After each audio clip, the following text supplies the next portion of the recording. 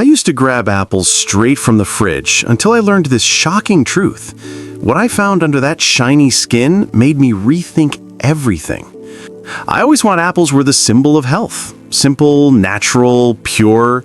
But here's what nobody tells you. Apples are one of the dirtiest fruits in your kitchen. They often test positive for over 40 different pesticides, and washing them underwater doesn't get rid of it. That's because apples are sprayed with pesticides, herbicides, and fungicides, then coated with synthetic wax to make them look shiny and fresh for months.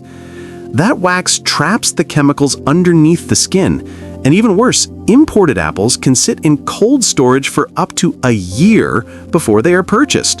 So that fresh apple might be almost a year old and sealed in a layer of toxins. I remember cutting into one after learning this, and suddenly that perfect shine didn't look so perfect anymore. I realized I wasn't just feeding my body fruit, I was feeding it residue that could quietly stress my gut, disrupt my hormones, and overload my liver. That's when I knew I had to find a better way.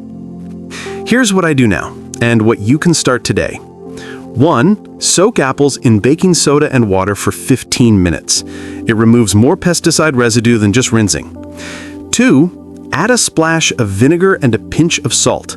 That breaks down the wax layer that traps chemicals. 3. Go organic or buy local whenever you can. Smaller farms use fewer sprays. 4. If you're unsure of the source, peel the skin. You might lose some fiber, but you'll skip the synthetic wax and chemical buildup. And here's the good news. Once cleaned, apples are amazing for your health.